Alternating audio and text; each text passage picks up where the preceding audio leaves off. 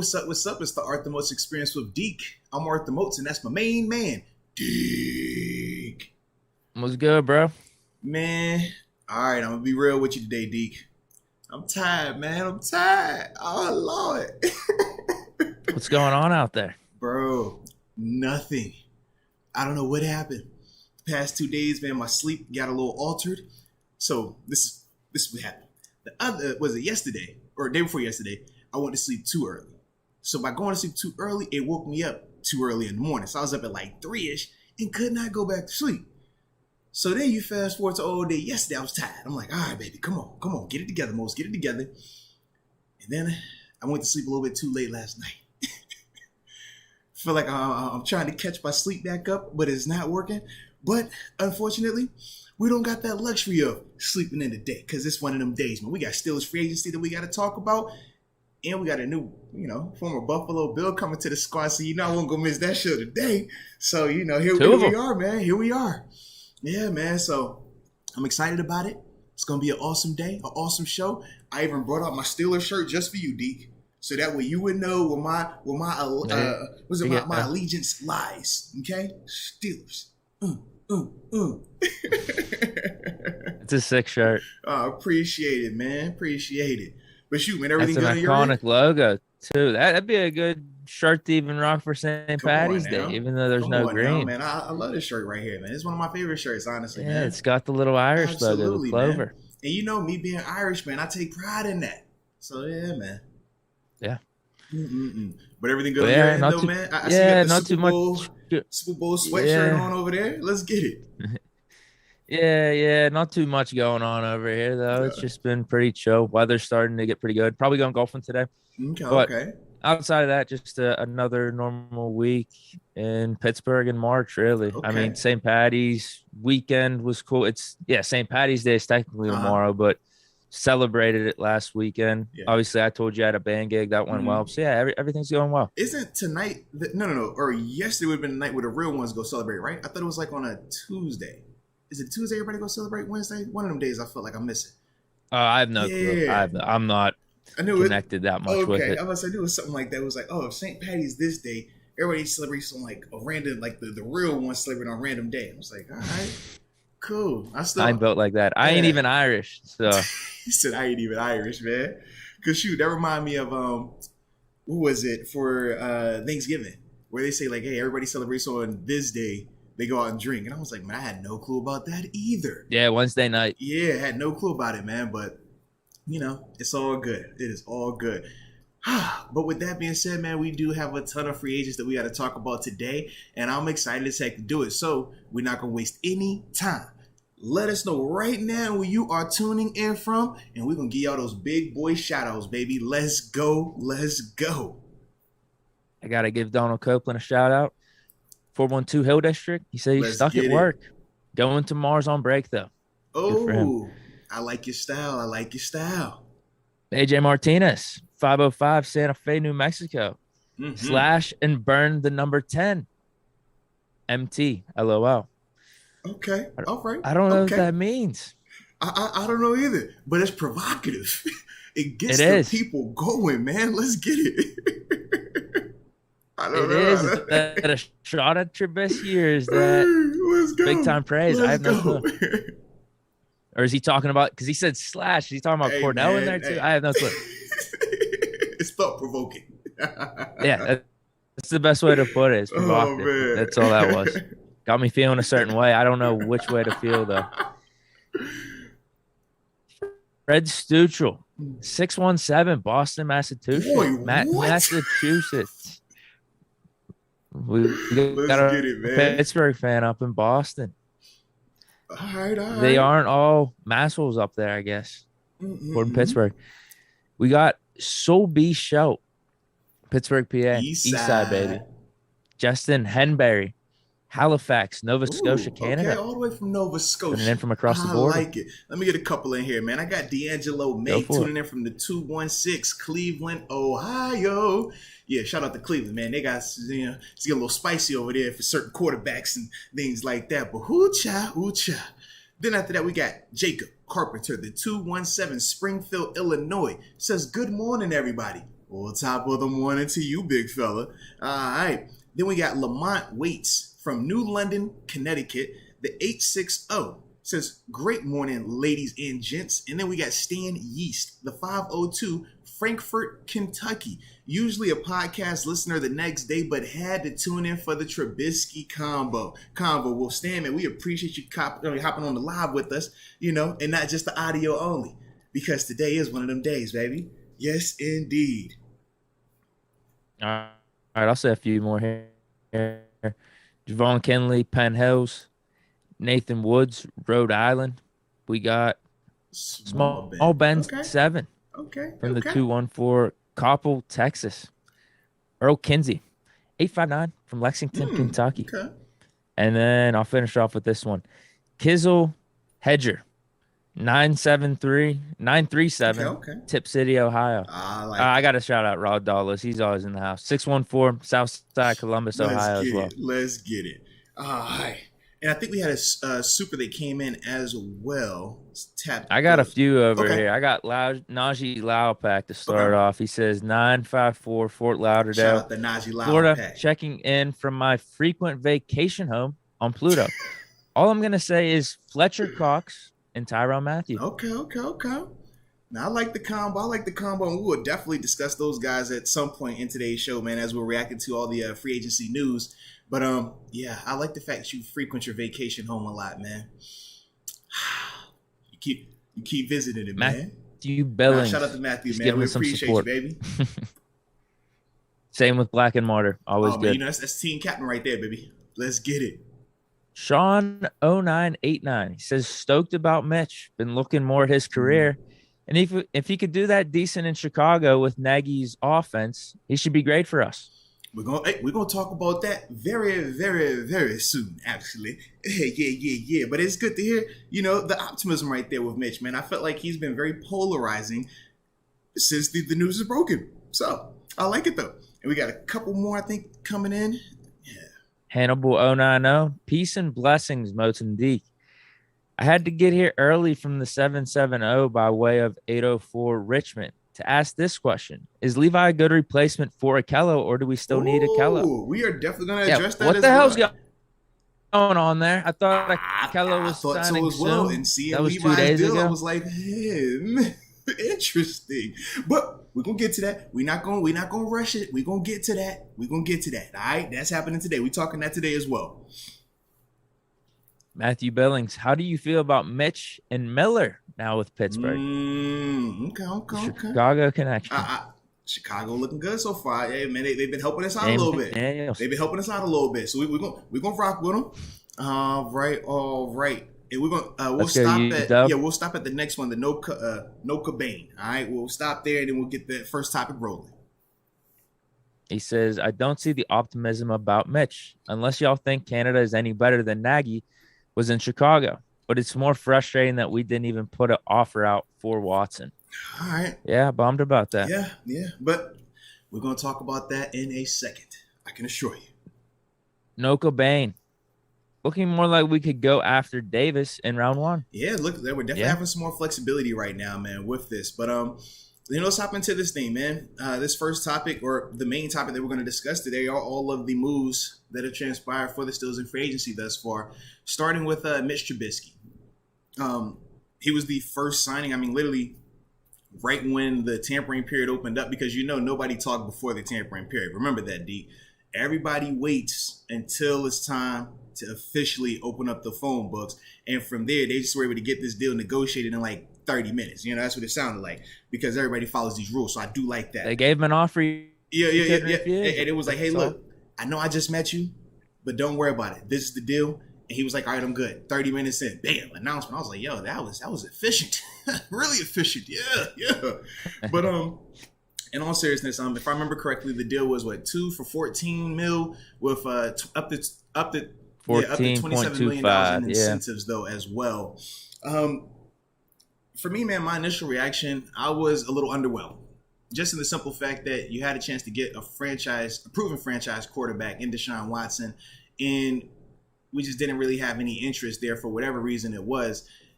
I just didn't like that, because to me, the messaging that I had interpreted from Kevin Colbert was they're trying to win in the sense of compete for a Super Bowl. And I just personally didn't think that Mitch puts you in the conversation for a Super Bowl. I look at Mitch kind of in the same way of how we view Jimmy G or Kirk Cousins in an extent, or even Baker Mayfield in my eyes, in the sense of those guys are still good players, but it makes your margin of error very tight. And that's the thing that I don't like, because we know we've seen elite defenses versus elite offenses, and the elite offense wins 9 times out of 10, especially if you got that quarterback in place as well. But as a whole, man, I don't hate the move. You know what I mean? I do think that Mitch, if we're going off the options that were available and you didn't want to go Deshaun Watson, you didn't want to go Jameis Winston, I like Mitch over the Jimmy G situation because of the contract. And I feel like I like Mitch over Mason, even though I'm not 100% sold either way just yet. But, what were your thoughts on this thing, man, when you saw it flash across the screen, man? I agree with you. I don't think it was something to get crazily excited about. At the same time, I don't think it's a terrible move. This contract isn't that bad. I was hoping it to be a little bit less. But at the same time, a lot of it's incentive based. $7 million it $7 million a year? It's a little bit more than Mason. So I guess they're giving Mitch the inside track. The numbers speak that way. But yeah, a little bummed out too, because I knew as soon as we signed Mitch, it was like we're out of the Deshaun Watson sweepstakes then. But I will say this, after the Mitch signing, they kind of went off the rails there a little bit. The Chooks deal, I'm like wondering what's going on. We got this random dude, Mason Cole. But I think they made up for it yesterday. It feels like there's a lot more of a plan going on right now. And I feel a lot better going into the draft and the rest of this offseason, because I still think there's some more moves to be made. Mitch, in terms of him versus the other quarterbacks too, I'm 100% with you, because him versus Jimmy G, him versus Cousins, or countless the veterans. I mean, his contract's cheap, and I think he has the potential. If not, he's already better. If not, has the potential to be better. I mean, they're talking about him getting reinvented up in Buffalo, and all the excuses have come out. But this has been even before he was signed with the Steelers. A lot of people think he was like ruined up in Chicago. Now we're just using that as a kind of excuse to make us feel a little bit better about the signing. But I do think that's been true, or that's been thought of around the league just the past year, not even just because we signed him. So I think there's some upside here. Yeah, and remember when we talked about him initially, because Todd Haley was the one who had brought him up initially. And my response was, I like what Mitch did in Buffalo, but who did I say was his coordinator in Buffalo? Brian Dable. I said, he's more proven. He's shown, what he can do in terms of getting the best out of quarterbacks and actually helping them develop. We've seen that with Josh Allen, whereas I was like, here we got Matt Canada. It's a little bit different. And that's why for me, man, I was just like, I didn't personally want Mitch to come here if it was still going to be Matt Canada, because I don't think that Mitch looks like how Mitch did last year with Matt Canada versus if he was with Brian Dable. That's why I thought he would end up with the Giants, since, Brian is the head coach over there, and they're still, kind of looking at Daniel Jones and trying to figure out if he's the answer or not. But with that, though, I was just like, man, we really had a shot to get one of the guys, one of those chosen few of franchise caliber quarterbacks. And like I said, for me, man, it was just frustrating to know that we didn't do what it would take. Now, the rest of the moves, I mean, I do agree, and we'll get to those. We're going to spend some time on this Mitch situation. But I do feel like the rest of the moves I kind of like, and I can see the framework of what they're trying to do. But once again, you're still going to be missing the most important piece, and that is the quarterback.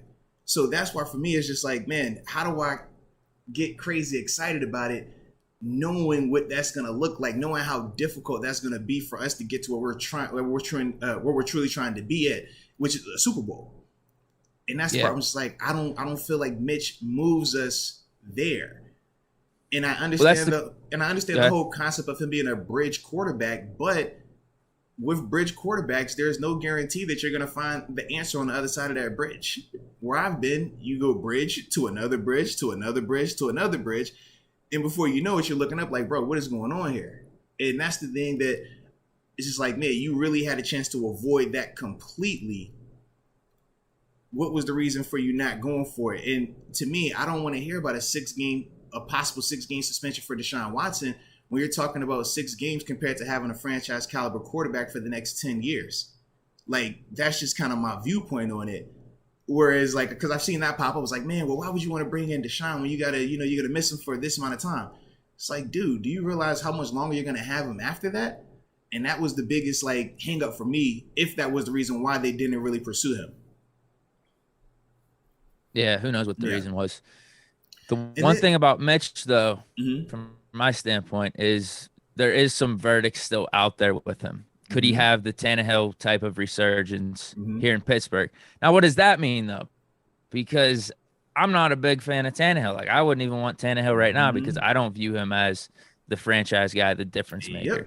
But couldn't Trubisky be a little bit better than that? Because actually, if you compare Trubisky's stats to Tannehill, Coward was doing this whole thing. It was really interesting. He was comparing Trubisky like Baker, just a bunch of quarterbacks around the league.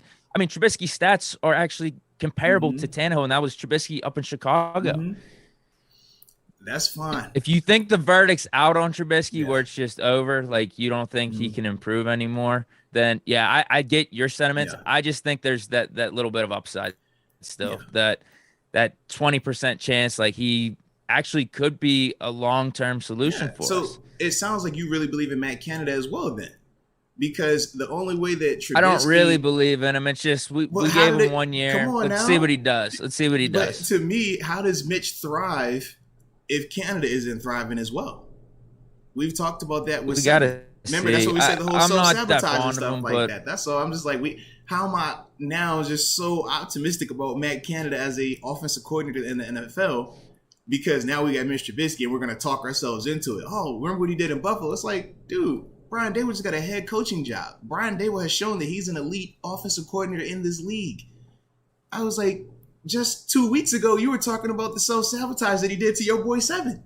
And now, I still agree with that. What can we do now, though? No, he's still here. Get that. I'm just saying I don't want to change my perspective solely because we made this move and I got to talk myself into it. I'm still just being a realist about the situation. I don't believe in Matt Canada. That's all. Yeah, I feel the same way about Canada with Mitch or Mason. I mean, we still got to see what he does with. No, you're absolutely right, man. Because I think that would be the case with Mason or Mitch, whoever wins this competition. And that was the other part. Because you even hear Mason with his interview saying like, "Yeah, I'm willing to just sit back and let Canada call the plays and figure this all out."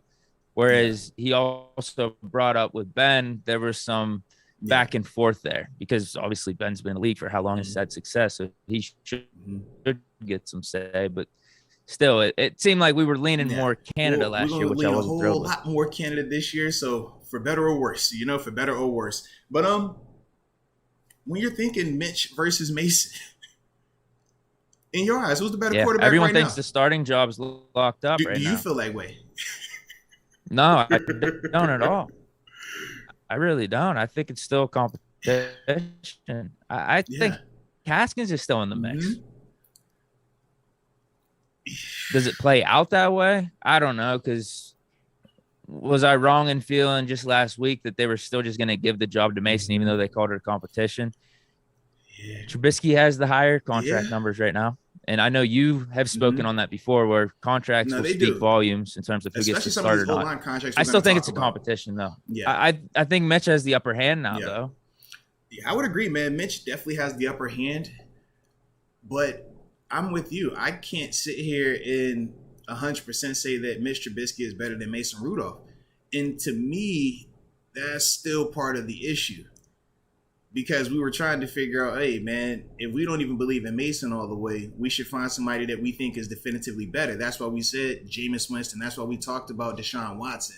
And we were like, man, if you're not going to go super high end like a Russ or a Rodgers, then those are the next tier of guys you'll want to go to. I mean, not including Deshaun, because we know he's in that same category in terms of being a franchise caliber quarterback. But it was like, man, you go with a Jameis Winston. Or even when we talked about Mariota, we said even though it would probably still be close, at least Mariota gives you a lot more athletic ability than Mason Rudolph. But right now, I really can't tell you who's the better quarterback between Mitch and Mason. And like I said, that makes me feel really uneasy about the situation. But controlling what I can control, it has changed my perspective on what I expect from the team this season. Because listening to Kevin Colbert talk at the Combine, it had me feeling like, man, they're going to make all the necessary moves to actually be contending for a Super Bowl. Whereas now I see that, hey man, they're trying to play the long game in a sense. They're building the foundation, getting the O-line right, getting some defensive help in here, roll with Mitch, see what it looks like, but also evaluate Matt Canada in this same process. And then from there, they either pull the hit the reset button on OC and quarterback next year, or they keep rolling with those guys for the next 2 years.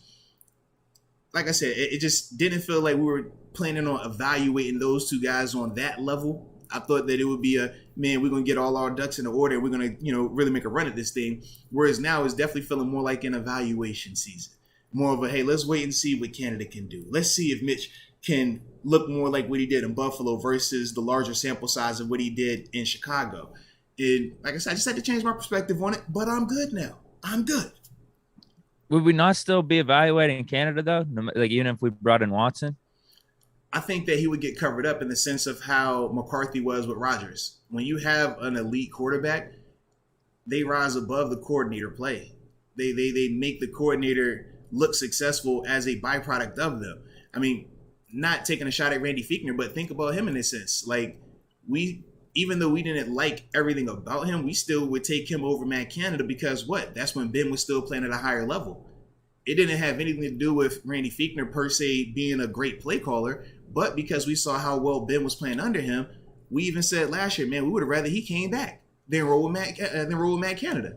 So that's essentially what I thought would have happened if Deshaun Watson is here. If Deshaun Watson is here and he's playing like we know he's capable of playing, we'll be sitting here like, well, Matt Canada actually isn't half bad, man. I don't know if he drew that up or was that Deshaun calling it, but either way, we're going to roll with it. And that would have been the whole narrative. We would have joked about it on multiple occasions, but that would have been it. And Matt Canada would have looked a lot better. It would have had, the perception of him would have been a lot better. Whereas right now, that's what we're going to have to see. Like, man, can you turn Mitch into the Mitch from Buffalo? Can we get that? I just don't personally believe that he's capable of that right now, but I'm completely fine sitting back, waiting and seeing, baby. Yes, indeed. Maybe Mitch overcomes Canada. Hey, we'll see, man. Would that make him better than 7? Just asking for a friend. No. Oh, all right. Well, I mean, right now, though. So, if Mason... I guess we'll play it two ways then, because I just want to kind of get your thoughts on this. As we sit and look at the division as a whole, the quarterbacks, you got Joe Burrow, got Lamar Jackson, you got Baker Mayfield / potentially Deshaun Watson. Whew. I don't even like how that sounds saying that out my mouth. Lord. Where are we at right now, quarterback ranking wise in this division? If Mason is the starter, how do you feel we rank in terms of the quarterbacks? And if Mitch is the starter, how do you feel we rate amongst those quarterbacks? I'll just say 3 for both. Okay. I want to, so I'm just gonna say it. With Mitch, the stats are out there. 3. The stats are even out there. Who's the fourth one? You put Lamar at the bottom? 3 for both. You put Lamar at 4th, where you put Lamar at? No. It's Baker. Oh, okay. Both 4. Okay. But yeah, if Deshaun Watson's the quarterback, we're 4th. But if it's Baker, I'll say for both Mitch and Mason, I'll take him over Baker. Now, I get with Mason. That's way more projecting because Baker has had a better career up to this point. But I'll say Mason would have a better season than Baker next year. But with Mitch, I mean, there's an argument he's had a better career than Baker up to this point already, which is crazy. Better win percentage, better completion percentage, touchdown and interception ratio is pretty much the same, and passer rating. And I would say he had less help up in Chicago. In terms of offense around him, offensive support. So, yeah, I'll take Mitch and Mason both over Baker. We're in the third spot. Hold on. He's still I heard your case for Mitch. What was your case for Mason being better than Baker? Yeah, I said I'm just projecting out this year. I think he'd be better than Baker this year. All right. If he's the starter, yeah. I actually would. I really would. Well, I hear your optimism. And I respect your optimism. I just do not share in that sentiment. To me, I think it doesn't matter if it's Mitch or Mason. I think we have the 4th best quarterback in the division, and that does not include if Deshaun Watson comes into this division. Because if that is real, I mean, we're seeing the reports right now that Cleveland has met with Deshaun Watson. We saw the nice, long, intimate post by Baker Reagan Mayfield. as well. And it's just like, man, if Deshaun get in here, now it's even wider of a gap. I don't think that it's a crazy far gap between Baker, Mitch, and Mason, but I do think that Baker is the clear better quarterback, regardless of what a number might say, because as we've shown on numerous occasions, stats are very deceiving. But that's what you have to take into context, the eyeball test. You take into context everything around. And to me, I just think that Baker's a better player, personally. But this is different for us because we've never had this conversation where, we're asking, man, how many quarterbacks are better in the division? Usually it was, man, is 7 is number 1.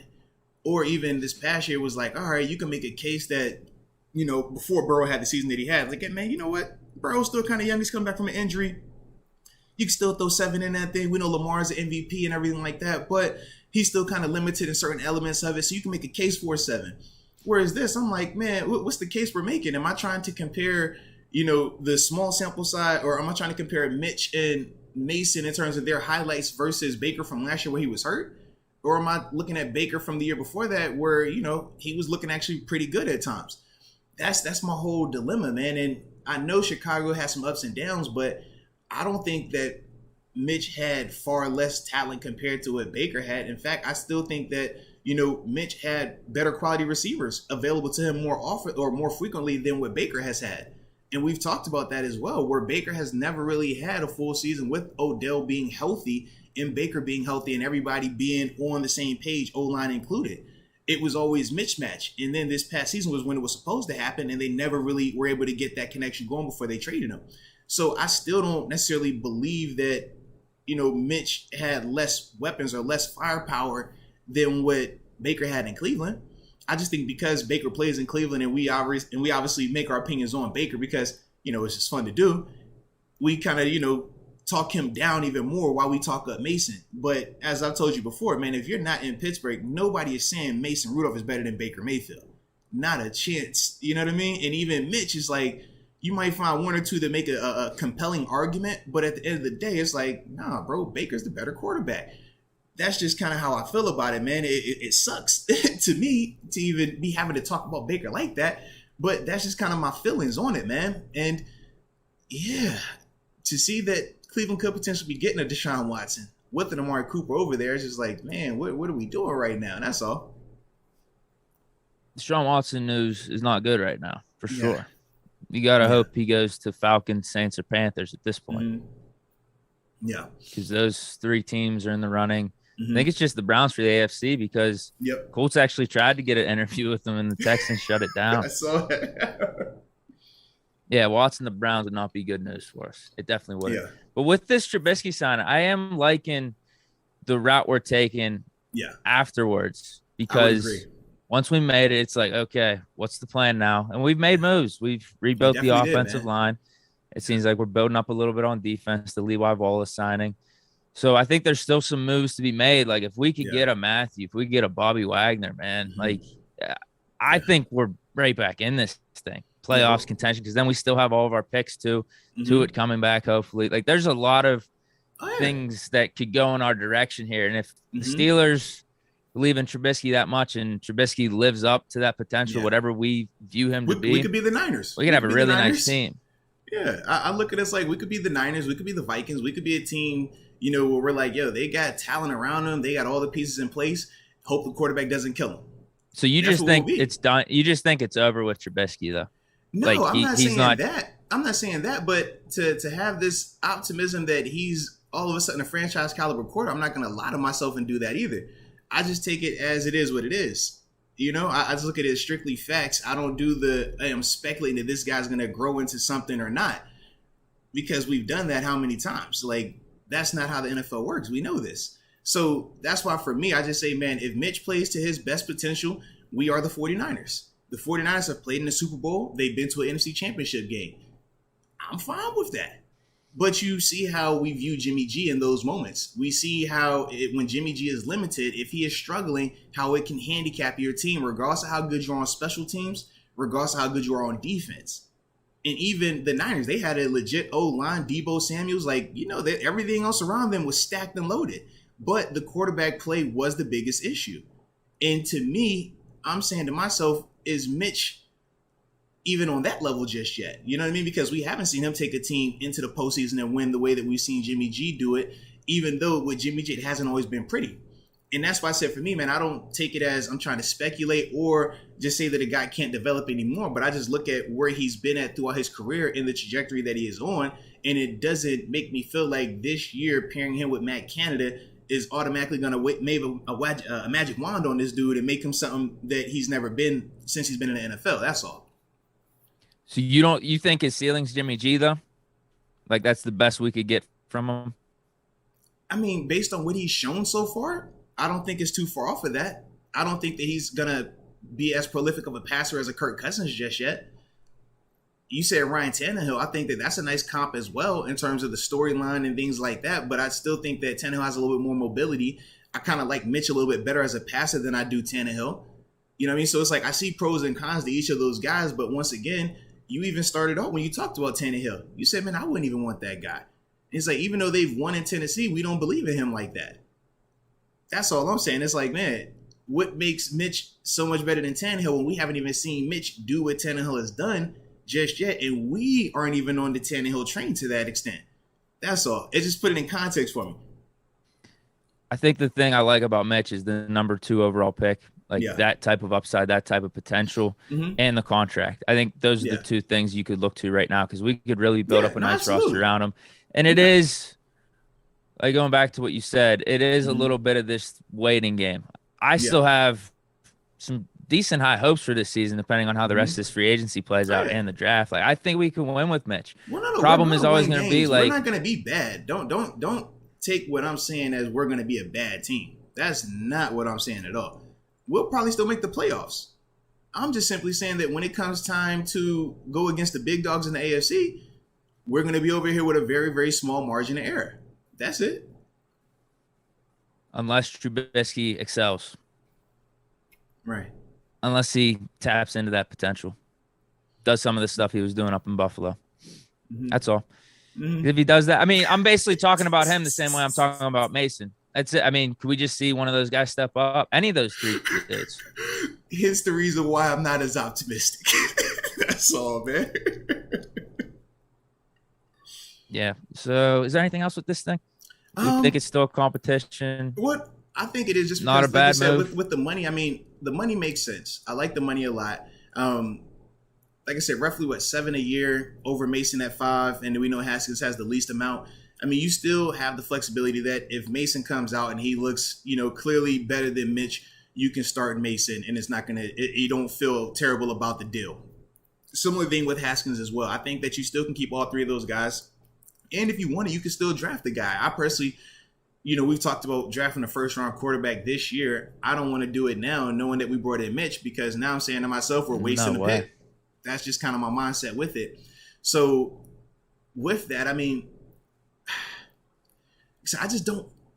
The problem with this to me is I can't definitively say yay or nay in terms of is he's better than any of those other 2 quarterbacks that we already have on our roster. And knowing the other 2 quarterbacks that we have on our roster, that was the biggest reason why we were still talking about acquiring a more proven commodity, because those 2 guys haven't really had the most consistent or best careers or haven't lived up to their potential. Because remember, we said similar things about Haskins in the sense of, man, he's a high pedigree guy, a true first-round draft pick. This is dope right here. Well, now when I think of Mitch, it's like, yeah, he's another high pedigree guy, but I keep asking myself, man, when do you tap into that potential? How many stops do you have to make along this way? Now we're looking at your 3rd team in how many seasons, and you were the number 2 overall pick. It's like, man, when is it going to click? And I don't feel like we have the architect in place in terms of our coordinator that is known for developing those type of guys and getting the most out of them. Not saying that Matt Canada can't do it, because I'm not, like I said, I don't close the book on any of the guys. But the probability is the difference, because it's like, man, those type of things simply don't just happen overnight. You either have that or you don't. And usually there's the track record of you having that. And right now for Matt Canada, it's just such a small sample size with them based on last season. Was it the quarterback? Was it the O-line? Who knows? But either way. Yeah, what the hell's going on now, too? All of a sudden, we're picking up some nice offensive linemen. It seriously was. I guess It's confirming my bias. It's confirming what I just thought makes all me along. laugh at times. That's all, man. But trust me, man, I'm still locked in it, man. Like, we're going to be a good team. And that's the other thing, right? Because I've heard the narrative of, hey, man, we can build up the roster like we're doing right now. And if Mitch sucks, we'll just be drafting CJ Stroud, Bryce Young, or one of these other quarterbacks. Well, most people didn't want to do the Watson trade for the part of the draft pick part. Remember, we talked about that, man. You have to give up multiple first-round picks. And they were like, no, man, you can't do that. Not a chance, man. Look at the guys we've drafted. Well, Mitch is going to have us, or even Mason or Haskins, they're going to have us in a situation where you're still flirting around anywhere between 8 to 10, 8 to 11 wins. That's just the nature of it because of the team that we have in place and Coach Tomlin running the ship. So if you're trying to move up to a top 5 spot to potentially get one of those quarterbacks next year, guess what you're going to have to be giving up? Something substantial. So to me, I'm just saying to myself, man, why give up the substantial for more speculation of a quarterback and hoping that he can develop at this level, whereas we've already can point to the recent history of top quarterbacks struggling early on and some of those guys not even developing. I mean, Mitch is a prime example. Being the second overall pick is no guarantee that he's going to be that guy. Whereas for me, I just kind of, like I said, I would much rather have given up the multiple first-round picks to get a Deshaun Watson, who is a proven commodity, a proven franchise caliber quarterback, and then go about building our roster the way accordingly around him. But like I said, man, we can't cry over spoiled milk, man. It is, or spilled milk, so it is what it is. We're rolling with Mitch, and from there, I do, like you said, like the moves that we've made in terms of some of the old linemen that came in here, man. First, starting out with Chooks. Or actually, before we get to Chooks, let's get into these supers, because I did see a ton of these supers coming in. I know it's going to be more quarterback related, I think, right here. So let's get to these first before we switch over. AJ Martinez says, early morning madness. I like it. Hey, let's get it. Ryan Fagan says, yup, Moats, repping the Irish. Not going to lie, I think we need to at least highly consider Bobby. Helps out Bush while having a secure tackler to rely on. No, I'm 100% with that, man. Like, you bring in Bobby, man, like I said, it gets you close to that 49ers model. Right now, we still have a couple pieces that we need to address, but the closer you build up everything else around Mitch, the better your chances are of us having success, and even in the postseason as well. How about this one? Farron Bradford, yo, Moats, how would Miles Jack fit our scheme? I feel like he's more of a Mac, but do you think he could play Buck? Yeah, man. Honestly, in our system, I think he'll be fine playing either or because he is extremely athletic. I feel like I'd have to look at him a little bit more in coverage. But from what I remember, I mean, I feel like, you know, he's still capable of doing those things. I just remember him being like off the charts athletically anytime we watch him on tape. And especially, you know, when the years when Jacksonville were like good, right?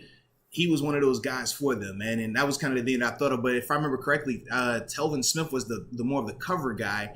Whereas with Miles, I felt like they used him more as a blitzer in some of those situations. So that would be the only thing I would try to see, like how him and Devin Bush could play off of each other in a sense. But I mean, Miles is one of them dudes. Like, yeah, you'll be fine if he's on your team. He's a really good player, really athletic, man. I like his game. Yeah, Jacksonville's making a lot of weird moves. They are, dude. They are. A lot of weird moves going on. They got rid of him, but then they signed Christian Kirk to like $20 million a year. Yeah. Now they're going to be trading Laviska Shenault, who actually has been kind of decent his first 2 years in the league, like 600 yards back-to-back years. Wouldn't mind trying to get him. Yeah. But they're weird down there. I don't know. But Peterson, I think he's going to at least improve Lawrence. Yeah. Oh, without. I don't know what the rest of the team does, but Mr. Lamborghini leg block. Deke, which QB would you start, Mitch or Mason?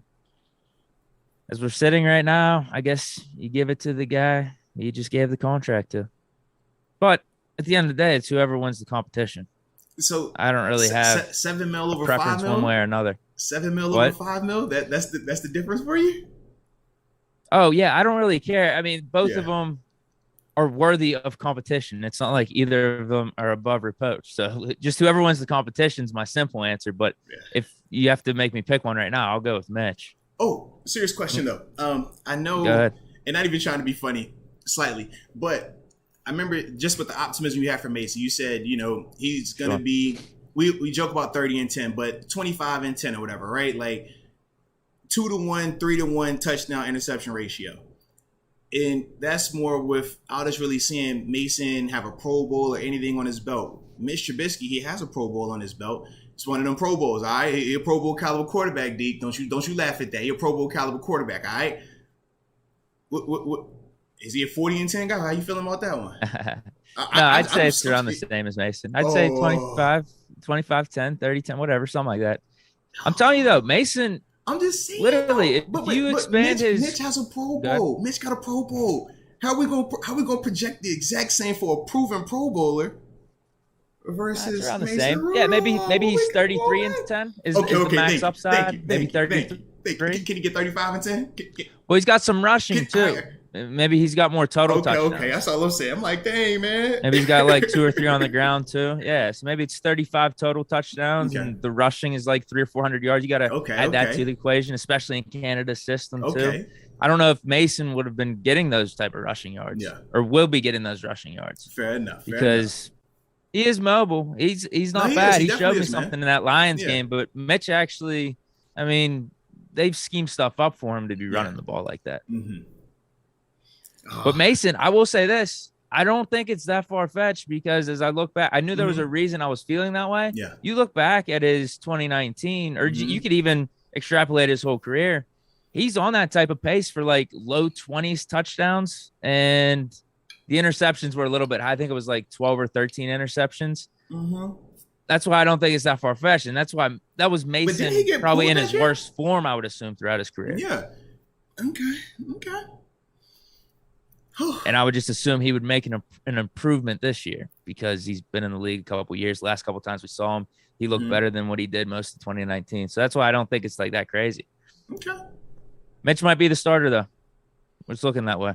Okay. I'd say it's – what would you put percentage on in terms of the upper hand Mitch does have? Is it 60-40?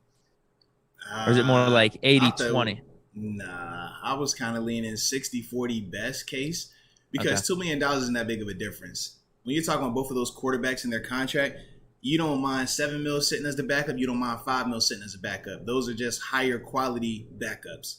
So yeah, you see what your boy got. Which one? Tyrod. I know he went to the Giants. I know he went to the Giants. Yeah, I know he went to the Giants, man. Yeah, I just don't see the numbers on it just yet. More than Mitch. Yeah. Mm-hmm. That's crazy. I don't think it is. And you pairing him with Brian Daboll? Okay. Yeah, Daniel Jones, you better be on the lookout. I'm telling you now. Better be on the lookout. Yeah. Does Daboll have any connection with Taylor? Nah, because they weren't in Buffalo together. Nah, they weren't same time. Tyrod was already gone. But you got to think, man, Tyrod ain't Brian Daboll is legit OC, man. And he's going to be able to use what Tyrod brings to the table in terms of mobility, throwing ability. Like, I like it a lot for New York, man. Daniel Jones, be on alert. But it's good, though. It's a good push for both of those guys, though, man. So, yeah. I think I lost the chat.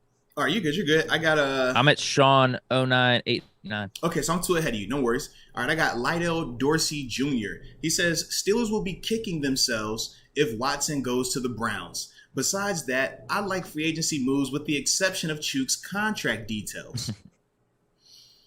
Well, yeah, if Watson goes to the Browns, yeah, we're in dark times. But hopefully he doesn't go, and hopefully Baker can stay there, and then we feel like we got a chance. We'll be all right. But yeah, the Chuk's deal, man, we're definitely gonna hit on that as soon as we finish a couple of these supers. Yeah, because with that deal, I mean, the money was a lot higher than I expected, man. But like I said, I don't necessarily hate it, though, if that makes sense. But we'll talk about that in a second, man. Yeah. So I'm at Sean? Yeah, no, I got this last one. Then I got Jacob Malacio. He says, Moats, do you have any positive feedback at all? Yeah, like I said, man, with Mitch, he's shown, with the right coordinator that he can play a lot better. But once again, the sample size, very similar to Mason's sample size in terms of the positive plays. It was a smaller version because he wasn't the starter in Buffalo. He didn't have to play a lot in Buffalo. We know Josh Allen was up there. And we know that team was stacked as well. But yes, Mitch did look really good in those moments. So that is something that you can hang your hat on right there. My biggest grievance with Mitch being here is the fact that Deshaun Watson was available. If Deshaun Watson isn't available, we're not having this conversation. We're speaking to Mitch like, well, you know what? You brought in legitimate competition for Mason and for Haskins. You still have flexibility with your cap, so you can go ahead and bring in multiple linemen, make some moves on the defense, and then you can really have freedom come draft time. I mean, those are all the pros. But it's just like when you're doing a cost-benefit analysis, you tell me do the pros outweigh the cons. And that's why I get stuck on this. I feel like, as times as fans, we like to just hang up and only focus on the pros, and we just ignore however many cons there may be solely for the sake of making us feel good. Well, to me, I get the luxury of being able to step back and weigh both sides. That's all. But yes, hang your head on the positive. Hang your head on the positive. Yes. All right, now we're on you though, Deke. Sean 0989.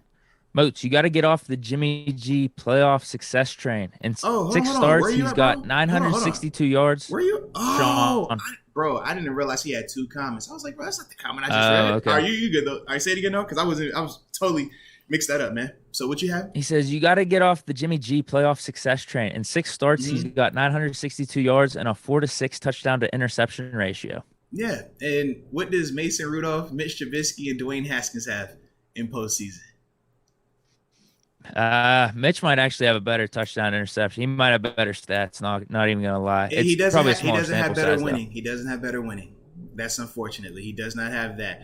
And we've seen Jimmy do it on multiple occasions. So we can say what we want to say, but he's taking his team to the Super Bowl. He's taking his team to where? The following year, like, he's legit. That's all I'm saying. We can't say that about any of those quarterbacks that we just named. So I get why everybody's not, Jimmy G, and I get that more of that to me is the contract. But in terms of being a game manager, in terms of being what I call like the bare minimum of how you can win in this league, Jimmy G to me is that standard. Mitch hasn't shown that, Mason hasn't shown that, and Haskins hasn't shown that. So that's just kind of my feeling on it. I don't put my heart into it. I just look at the tape and the numbers. And that's what it tells me. So I think the argument for Mitch versus Jimmy G, though, could just be if you put Mitch in that system. I mean, he's having. We hear success. all this, we hear all that, but that's speculation. Mitch did have a worse team in Chicago than Jimmy G. I'm just talking about proven facts. I just speak proven facts. I don't do a lot of the speculation because with speculation, it's whoever gets the last word wins. I don't really feel like that makes anything better or not. I just look at it as I can point to this, and this is proven. This is multiple seasons. This is beating Aaron Rodgers. This is beating whoever we need to beat. This is showing that.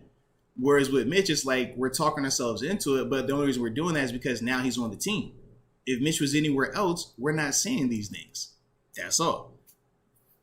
But let me get back to these chats because I didn't realize it was that big of a gap in between this thing. My bad on that, man. We still got more. All right, go for it. All right, so Sean 0989, he had also said Canada was crutched, having been being so immobile. You were quiet over there, man. Just do better. Just do better. No. Now, if we just read Sean 0989 and we had that, come on now. I kind of like Sean 0989 all of a sudden, man. Sean, I think you got some points right here, man. You know what? Yeah. Let, spend a little time with it. Was Matt Canada crushed by dealing with Ben? Was he carrying stupid marriage to start with? Was he carrying dead weight? Is that what you telling me, Matt Canada was? He was like, "Come on, 7, God, I gotta drag you." Not at all. We have success if we let 7 run the offense. We still had success with Canada trying to scheme up a whole plan against 7. Still made it. I mean, that just goes to show his greatness. But no, I think both things can be true. I think the whole Canada sabotage situation or Canada not being a good fit for Ben last year could be true, but also with him being a young coordinator and we're saying, okay, now he gets the quarterback that he wants. Maybe he could do something. I'm not that high on him. Trust me, I'm not. But it's what we got right now. Fair enough, man. Fair enough. And I am seeing that a lot of people are saying that, we are stacked in here in terms of the chat, man, in terms of viewers.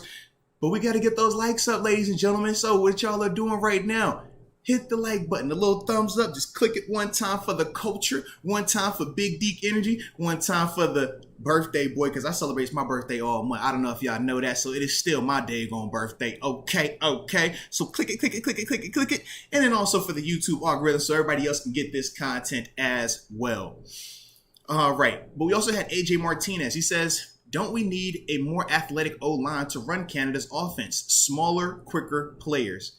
In theory, sure. Because we know, based on what Matt Canada was doing at the collegiate level, it was a lot more lateral, was a lot more, speed-based, position-based type things. But I don't really know what his NFL offense is going to look like, because last year was really hard to gauge what he was trying to do versus what he was kind of forced into doing. And that's why this year we're going to get that chance to fully evaluate him, man. But I'm not going to lie, I'm a little scarred on smaller offensive linemen just because of the Kendrick Green situation last year. I would much rather have a little bit bigger body guys in there, and we've been doing a good job of acquiring those guys right now. But yeah, I just don't know what his offense is going to look like NFL-wise. I know it's going to include a jet sweep. That's definitely in there. It's probably going to have a couple of reverses in there as well. But outside of that, man, I just hope it plays through Najee. Put it like that. If it plays through Najee, we'll be fine. All right, we got Brandon Yelitz. He says, Mitch for sure is more mobile than Mason Rudolph. For sure has more experience, maybe more potential, but I agree with Moats. I'm not sold that Mitch is better.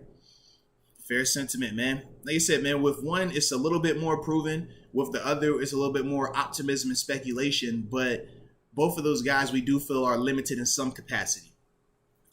Michael Lathan showing some support. Then he also spent the block, and he says, what y'all think about bringing in Jarvis Landry? Because he was released yesterday, I believe it was, or the reports are saying that he's going to be released. For me, man, I mean, Jarvis, he's a tough player, productive player in his own right. Kind of reminds me of a Deebo Samuel in the sense of his style of game, of how you make him work. But I would want to see the price point, because I know he got paid nicely to go to Cleveland. I personally don't want to pay him to that level to come here. But if you could get him on a way better contract situation, then yeah, I mean, Jarvis is a good player. Jarvis is a guy that can help you win. But Jarvis, I think in our situation, would be solely locked into the slot, because I don't think that you're putting him on the outside over Deontay or over Claypool right now. But if Jarvis is in the slot, I mean, he's going to create some mismatches. He's going to do some things that make you feel good. Yeah, it could make sense. I mean, there's countless dudes out there that we could probably try to get for wide receiver 3 at this point, or slot receiver. Yep. Maybe one that was on the team is one of them. Number 19. Hey, it's a possibility, man. It's definitely a possibility. All right. So now I'm caught up to you. You should be at Cliff the Dark Knight. Yeah. Hope we re-sign Witherspoon. If not, I'd trade up for Sauce Gardner. And your thoughts on your boy Garvin saying the Honey Badger will sign with Pitt? Man, so a couple of things. Let's start with the Witherspoon thing. I'm still kind of surprised right now that we haven't heard the news in terms of him re-signing officially just yet. I know Aditi was the one that broke that when we were having our show on Monday.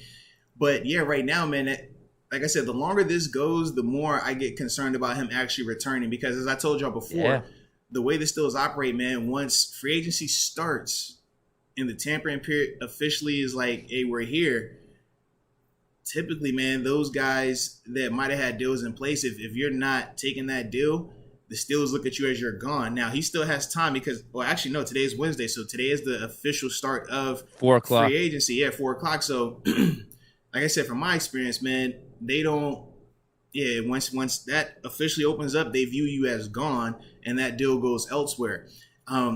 I thought for like a little while that Levi's deal was Akello's deal when I saw the numbers on it. But I'm holding out hope that, Akello will still bring him back. But that is something that I'm still trying to see, like, what's the hang up here? Now, if you're Akello, are you testing the market? Maybe you feel like, you can get more money, or maybe you're in a bidding war as well. If you have multiple suitors and you're trying to just continue to see how high the Steelers are willing to go, that is something that can very well be happening. I know that was what happened for me. So for Akello, man, if that is the case, then yeah, it makes sense to try to see how high you can get that number to go before you commit to wherever you want to play at. Yeah, little concerned at this point. Yeah. Aditi said the contract will be done soon, and that was on Monday as we were ending our podcast. Yeah. Soon doesn't feel like still on Wednesday. It's 10 a.m., him not being signed. Yeah, I would agree with that, man. And then in terms of my dog TG talking about the Honey Badger, I'm hearing the speculation. It makes sense. Like I said, just for me, I don't do the whole I'm trying to break a story thing. I wait till it's confirmed. So yeah, man, my dog TG hopping into that, man, I hope he's right. I just don't mess with all that, man. But I would love to have the Honey Badger here. Who won it, I don't know if he was breaking the story, because I do think I saw the tweet he's talking about. I think he just said he wants Honey Badger to Pittsburgh. I don't think he was breaking it. Okay, I was going to say, could man, be wrong. Actually, I do kind of want to check. Man. Yeah, I don't break stories, man. Is he breaking it? Is he breaking the story? Okay, no, he just said, yeah. So this is just the thing. He says Steelers trying to land the Badger, and then he just has Yeah, like eye emojis. for sure, for sure. I don't think he's saying it's happening or Okay, like trying to break news. yeah. I don't think. Maybe he is Like I though. said, I don't know. All I said, I don't break stories. I just Because that's what react to a stories. lot of reports are Yeah, coming out right now that there is some yeah. interest between the two. I mean, it would make sense. I mean, first off, you got Honey Badger. You put him with Minka Fitzpatrick. You know, you have the pass rusher already in T.J. Watt, Cam Hayward, and Alex Highsmith. You still feel good about the young core of players that they have in terms of, even Devin Bush having the up and down season. You still feel like, man, he's a former top 10 pick. He can tap into that at some point, right? So, I mean, if you're Honey Badger, you feel good about it. But I think at the end of the day, what's the dollar amount going to be also? And I think that that's another part that's kind of weighing in the situation, because I don't think the Honey Badger is going to be cheap. So, that's just kind of like how I view that. But, man, who wouldn't want the Honey Badger on their team pairing him with Minka Fitzpatrick? Come on now. Yeah, it'd be lethal. Yeah. It's either or. It's either we sign Matthew or we got to bring back Edmonds, Yeah. from my standpoint. I would agree. All right, we got Farron Bradford again. He says, if we don't grab Tyron, which safety y'all like out of the draft? I feel like Lewis Sign is the obvious fit in terms of visibility and what we're looking for. But I like Bubba Bolden as well. I don't know either of those two dudes yet. Yeah, because I know for me, man, who was the cat we were talking about from Baylor? Yeah, Petrie. Yeah, I kind of like Petrie and the dude from Brisker from Penn State. I like both those guys. Yeah, like I was good with them, especially Brisker. We said that he could probably be, that second round, third round type value and stuff like that. So yeah, I was cool with him, man. Either one of those guys I'd be fine with. But if we could get the deal done, look at the safety market right now. I do think that you could get Edmonds back a lot cheaper than what I was even anticipating, And that's my thing. I'm like, if you can get him back 5 or less, it's like, man, just bring Edmonds back because he's already proven. But I know for Edmonds, man, if this is your first opportunity to test the open market and get paid, you want to definitely you owe yourself that part at least. So we'll see how that thing works out. But man, if you get Honey Badger, we taking him over all those other guys. I'm just throwing it out there. Oh yeah, absolutely. We need Honey Badger. I wanted us to draft him. That never happened. And all the times he's been available too, we still never made the play for him. So this is the time to right our wrongs. Let's go, UW. Man, he's draft spot. What is he saying? Man, draft spot is irrelevant because his draft spot is irrelevant because everyone outside of Chicago knows he was massively overdrafted by Chicago. I actually agree with him on that. Yeah, didn't they took him over Deshaun Watson. This is second time beating out Watson, huh? Think about that. Was it Watson, Mahomes, and Trubisky? Was that all the same draft? I want to say that was all the same draft because Trubisky was the first to go, and we were like, man, you took him from UNC over Watson, and at the time nobody really knew Mahomes was going to be who he was. Mahomes was. But we knew exactly who Deshaun Watson was, and that's why it was like, whoa, it kind of surprised a lot of people. Yeah. I know that's what I was saying. Yeah. I was like, wow, how is Deshaun Watson going that late? And this Trubisky dude is just coming out of nowhere. He had a good junior year, but what's he want? Right. And yeah, Deshaun Watson did some big time winning. Absolutely, man. Absolutely. But hey, man, Mitch won again. So shout out to Mitch. You beat him out again, baby. You beat him out again. Steelers are pulling the Bears move here. Hey, man. I guess. For better or worse. Damon Brown. Moats, your boy Tyrod is going to the Giants. We have Mitch as well. Ride with him. Can someone send Deke some bandwidth? He's lagging. LOL. Man, listen. We make it work up here. We don't care about any of this internet stuff because this is the best we could do right now. Unless we just took the whole month off, and I don't think y'all wanted that. So laggy or not, man, salute my dog. Salute this situation for working the best it can work. I met Young Shockey. This thing jumped. I don't know if you got any more in between that. Yeah, I got a couple left here, and then after that, we got the supers coming in hot today. I know. All right, but this is from Terrence, Mr. Good Credit Nixon. Shout out to him as well. Glad you got good credit, by the way. He says, what's the chances of us getting Malik Willis or Kenny Pickett by trading up? The Steelers mentioned another QB pickup this offseason.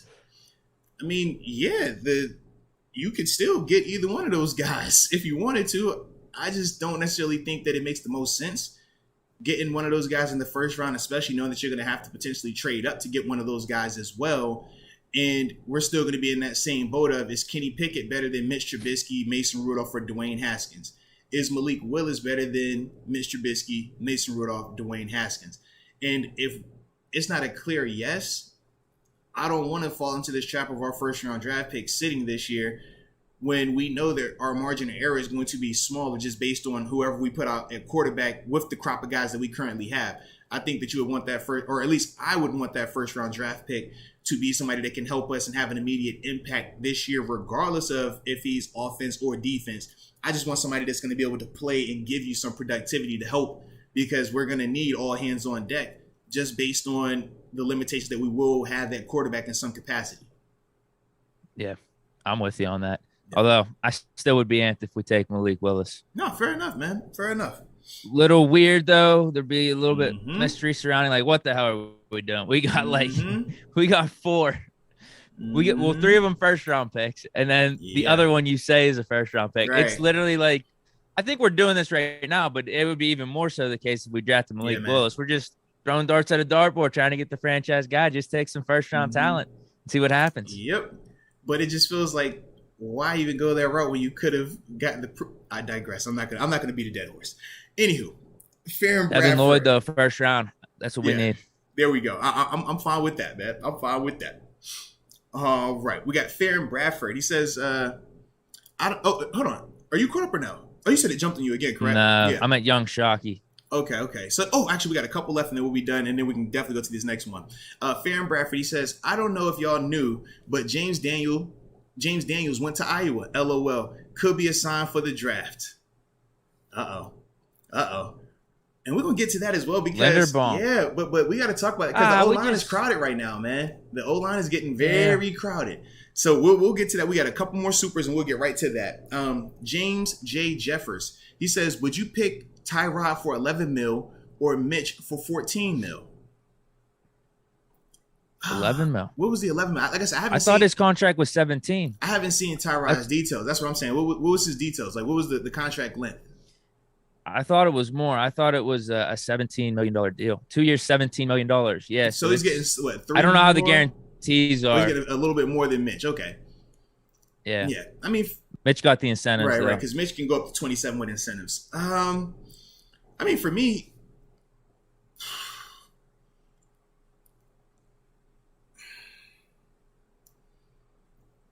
neither one of those guys I feel leads you to a Super Bowl, if that makes sense. I think that Tyrod could bring some things to the table. Obviously, that boy from the crib. So, I love Tyrod. But at the same time, you're pairing either Tyrod or Mitch with Matt Canada. And that, to me, is where I still get a little bit more reserved. Now, I do think that Tyrod will be able to elevate and kind of rise above any of the Canada stuff just because of, he's proven it in multiple spots before he gets hurt that he's able to play at a high level and things like that. But neither one of them make me necessarily feel like, oh, we have the answer. So I wouldn't feel strongly about either one. And that's kind of like why I'm answering it the way that I am. It's like both of them got something good about them and both of them got something bad about them. It's just, pick your poison in a sense.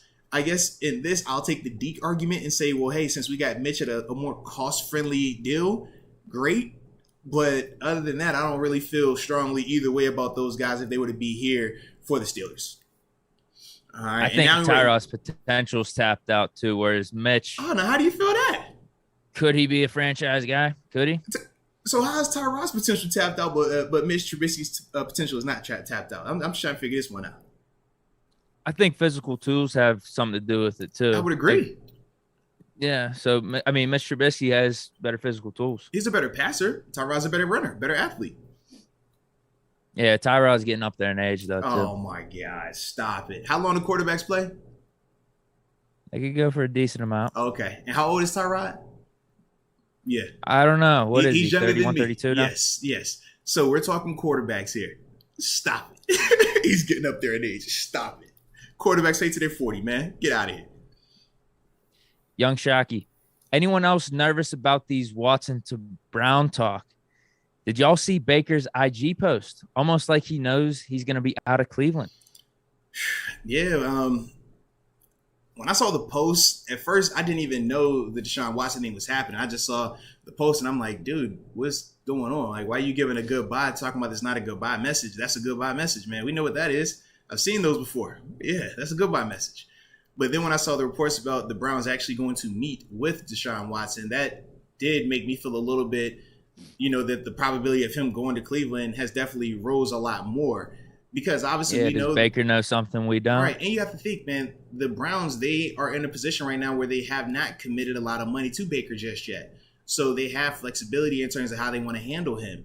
And if they view Deshaun in the way that I view Deshaun as a franchise quarterback, a proven guy, they are saying to themselves potentially, hey, man, we don't mind giving up multiple first-round draft picks because we haven't had a franchise quarterback, in a long time. And even though Baker at times maybe flirted with looking like that, as a whole, he's been too inconsistent for them to want to commit the money that the, QB1 franchise marquee or franchise quarterbacks typically get. So I could understand them if they're making that choice of, do we go and sell the farm on Deshaun Watson, or do we, make a nice offer or franchise tag Baker Mayfield potentially?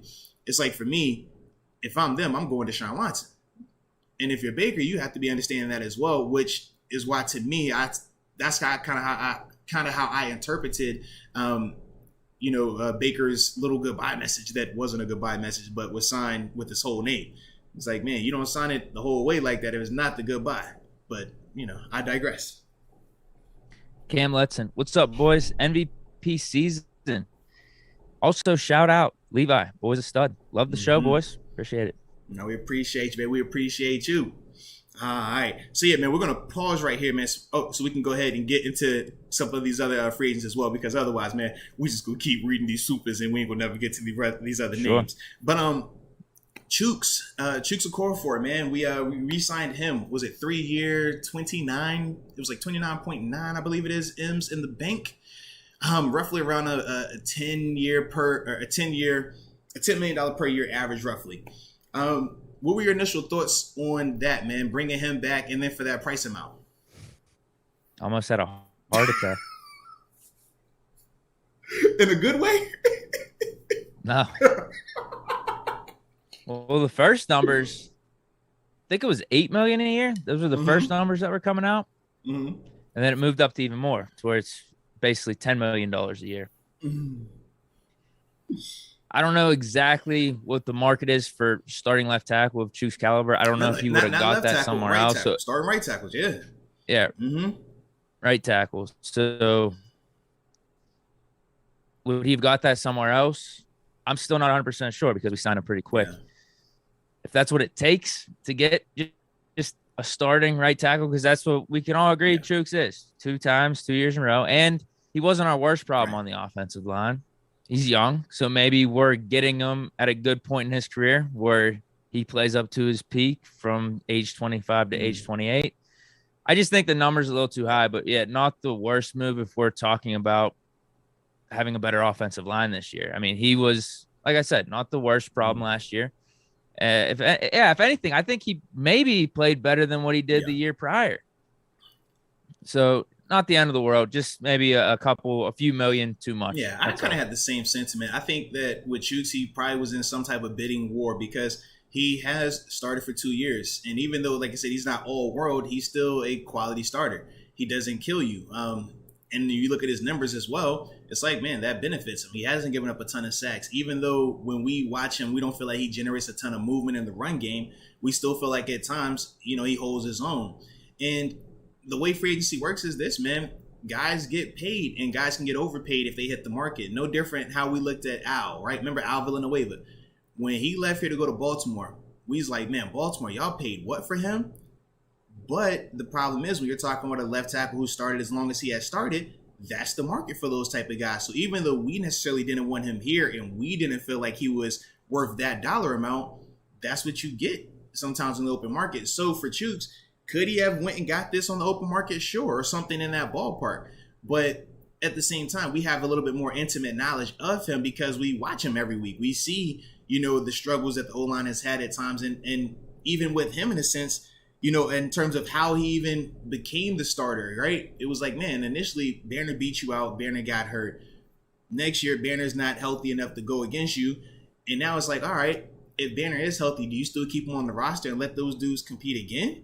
because there's no way it's a competition anymore with, Chooks getting paid when he got paid. Regardless of any of our sentiments about Zach Banner, he can come out there and look like, an all-pro in training camp. You're not benching a guy that's getting 10 mil to play. You're not going to do that. So that's why, for me, now I'm a little bit interested to see, man, I feel like with Banner, where do you go from here? Because now this is clear that Chooks is that guy, regardless of what might have happened 2 years ago, regardless of what, people might have felt about Banner and Chooks this past season.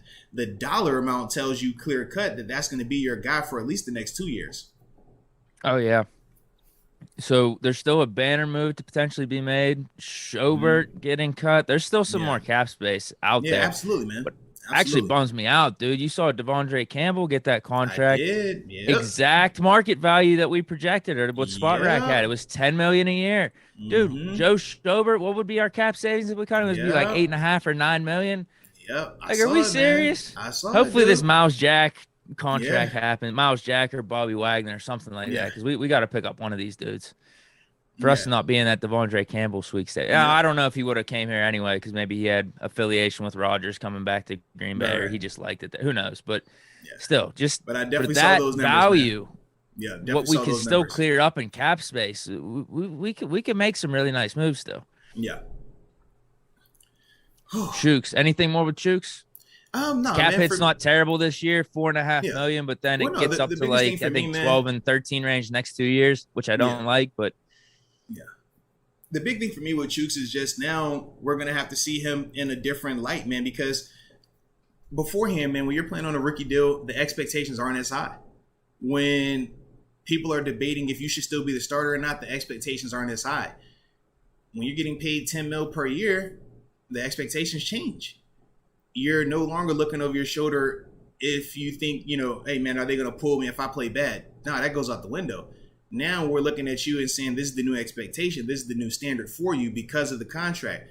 Because you're asking yourself, hey, man, 10 mil per year, or if we would have got you at 6 or 7 mil per year and we brought in another guy for $3 to $4 million, what they could be doing as well. So now you want his play to reflect that. You want his play to look like, you know what, he's one of our best offensive linemen out here.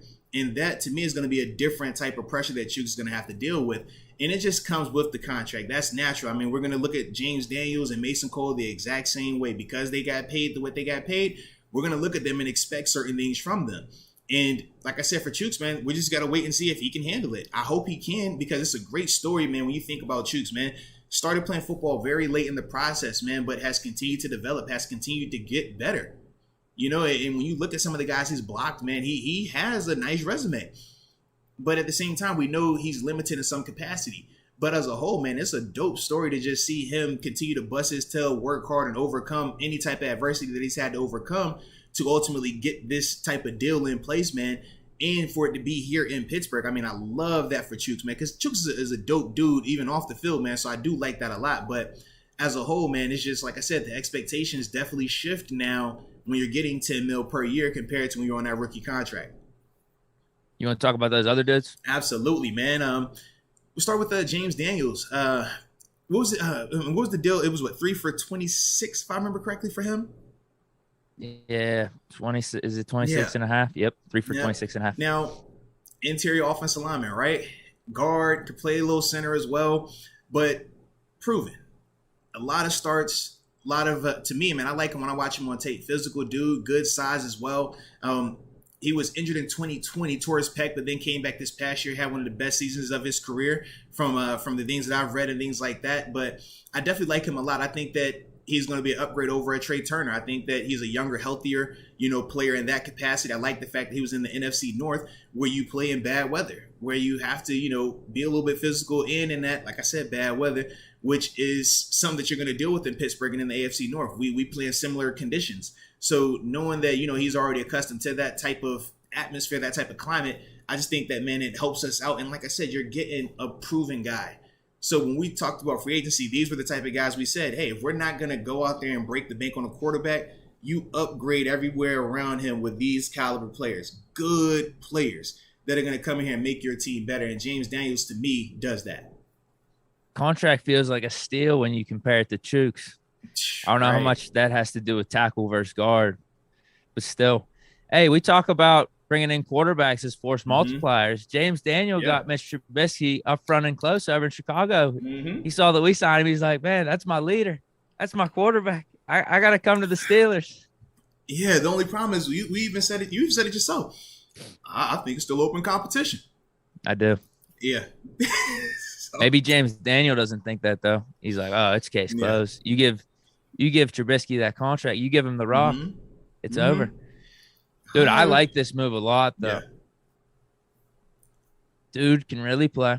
Yep. Based off what everyone's saying. It's not like I was grinding the tapes or anything, but what I did watch was the highlights, and it's always good. And it's always good to see a highlight tape for offensive linemen because that means they're moving around people. Yes. And first play I saw on this James Daniel highlight, bro, he's mauling the Raider guy with like one hand, just dropping him. But everyone's saying like this dude's like a top. I don't know if it's like top 10 legit, interior lineman across the league. Top 10 interior lineman, top 10 lineman in general. But I mean, Bears fans were really upset that they lost him, and we need O-line help. This is kind of like a no-brainer. Yeah, he's a really good player. Like I said, I like him a lot, man. I'm excited to see, what him potentially playing next to Chooks looks like because, man, we saw Chooks with Trey Turner, and Trey was good. Trey, to me, was our best offensive lineman last year in terms of the consistency and availability.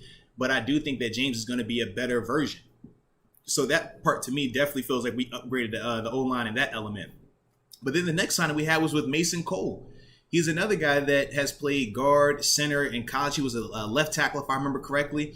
And his deal is around, 3 years, like 16 mil. So the price point is a lot smaller. But he's another proven guy that has started a ton of games in this league, man. Initially with the Cardinals, and then this past season being with the Minnesota Vikings. He's interesting, though, because I want to know what they view him and James as, because both of those guys have guard and center capability at the NFL level. And right now, I'm looking at both of those two guys saying they're here. Like, Mason Cole is a good player. He's going to be a starter. But then it has me wondering about, Kendrick Green and your boy Kevin Dotson. How does this work out? I was like, I'm doing the math. Bringing Dotson to this. I'm doing the math. I said, okay, you got Chooks, that's Dotson. One spot. You got Dan Moore, that's one spot. All right, you got James Daniels. We got Dotson at left guard. Cole's going to be the center. All right. Until we draft Linderbaum. Okay, yeah, because that's what I'm trying to figure out. Like, what are we doing here? Because we're running out of spaces. All I'm saying to the Steelers is don't count out Dotson. Do not count out Dotson in this. Hey, man, maybe the reports were really accurate about them being, upset with Kevin Dotson. Lord, because we know Kendrick Green's not going anywhere. Kendrick Green is going to be on this team next year. He was a third-round draft pick year, but he's going to be on the team. He should not be on the starting lineup, though. Hey, we're going to see. He's still going to be on the team, right? It's not we're going to cut him or anything. Because, like I said, you move him to guard, he's an even smaller guard than he is center. So, that's why. And I don't want him at center. Yeah, so I'm just like, I don't know where he fits into this, but I want to see what we do with Mason Cole. I think he's just that versatile backup. That's it. So where we putting Mason Cole? Is Mason Cole at that center spot, or does he go to that left guard spot, James Daniel at the right guard spot, and Dotson, you better start snapping? No, it's Cole at center, Dotson left guard, Daniels at right guard.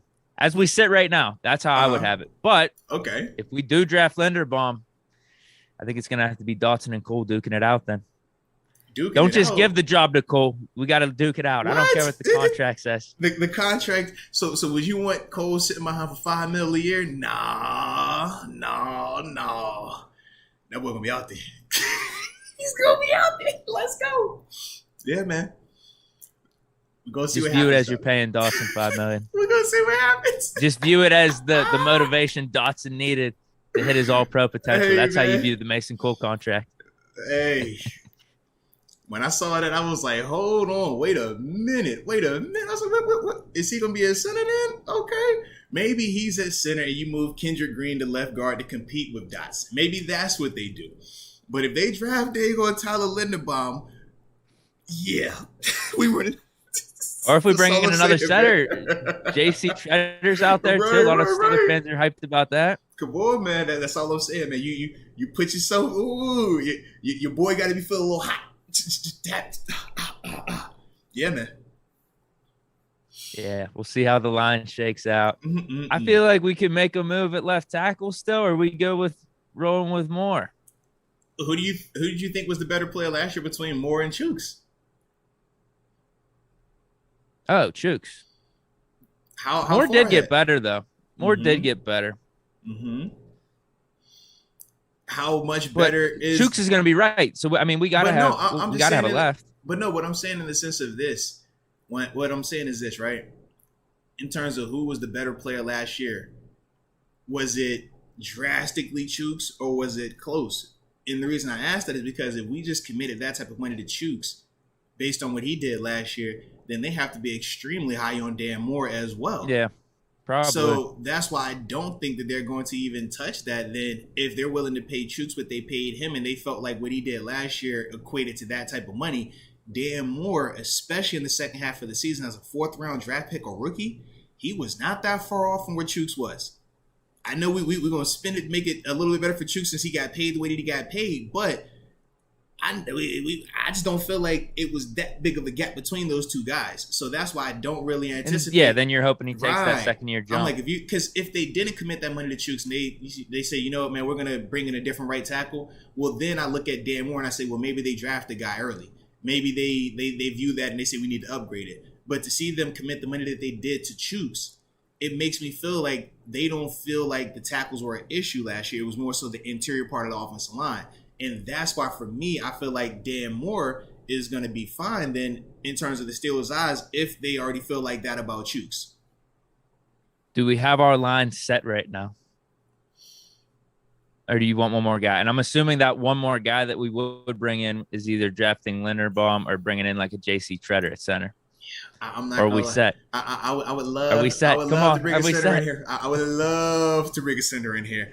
And now I'm saying I got Dotson as my swing guy because he plays right and left. You know what I'm saying? And we already said he plays better when he's motivated. He plays better when he's motivated. 69 is eligible. He plays. Oh my God, bro! You know how funny that would sound, bro. They were 69. That's what it would be, right? If he's the swing tackle. Hey, absolutely. Hey, yeah, I would love it. I would be all for it. Every time they announced it, I was like, yes, again, another one. Run it back, Turbo. Yeah, like that would be my thoughts on it, man. But yeah, I personally would like to bring in just one more interior offensive lineman. Whether you're drafting that guy or you signing him in free agency, I would love to have a legit center. I think that Mason or James can play that. They have that flexibility. But as a whole, man, I think that those guys, you keep them at guard and you go ahead and get if you want to do Tyler Linderbaum, you can do that. Or if you want to get a bigger body guy, like I said, through free agency, like you talked about, J.C. Treader, you do that. But to me, knowing, like I said, and especially because it's all predicated on our quarterback situation right now. I don't feel like we have the luxury of saying that, hey man, we can get around this guy right here. We'll make it work because we got this guy at quarterback. I don't feel like that. I feel like with our quarterback situation, you want to make sure that he's not having to worry about pressure from the O-line in any capacity. You want to have the best group that you can have in front of him. That's why Jimmy G has been able to have success in San Fran. That's why when you look at Kirk Cousins, when you talk about Tannehill, those guys have been able to have success where they're at right now, because they've made sure that those O-line are great in front of them. And they have all these pieces around them. And it's more so the team kind of goes as they go, or they win in spite of them when they're struggling. We cannot allow, like I said, our offensive line to have any type of weakness in that capacity where you're going to be forcing Mitch, Mason, Dwayne Haskins, or whoever to have to play under pressure, to have to play under duress. I don't think that that's going to be conducive for them to be successful, because they do struggle with that. They do struggle when they're having to do a lot of stuff on the run. Whereas, when you think about more traditional mobile quarterbacks or the higher end mobile quarterbacks who excel in those, you can kind of get away with not having the best offensive line out there. Right now, we don't have that luxury, at least from my perspective. That's what Braylon Powell says. He says, I really do feel like we're one stud guy away on our offensive line. Yeah, we one more dude, man. I think it changes a lot for us, man. Yeah. But that signing, though, I think in on its own, it's fine. You got a proven yet young guy. Yeah. And I think that's what our offensive line looks like right now. Proven yet young with Chooks. And both of those what guys, degree? Though, man. To what degree with all of them? But still, Dan Moore started a bunch of games last year as a rookie. Yeah, And but then you we look got at James Mason Daniel. Cole and James Daniels. They've started, 40, 50 plus games in their careers, man. Like, I like that And a they're both lot. at 24, 25. Yeah, I like that a lot, man. I definitely do. I could see him. I could see everyone saying one piece away. Just don't count out Dotson. Yeah. That's all I'm saying. Dawson better make sure he get his. Hey, tell him put the do rag back on, man, and not the one with the diamonds in it. He need the OG black and gold one that he had that first year. When he had that one, he was a monster out there. He got the little rhinestones in it, and he got all Hollywood on us, man. So go back to the non-rhinestones, baby. All right.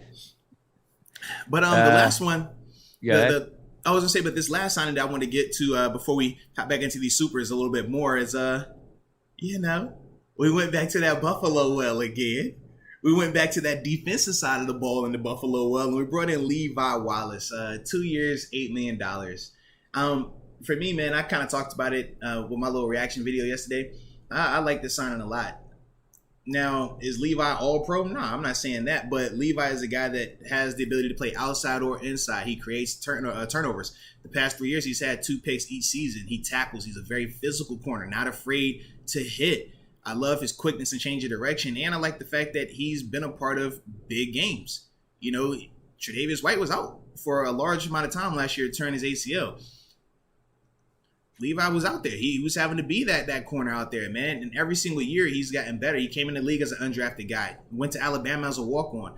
But this dude doesn't shy away from competition. He doesn't shy away from competing.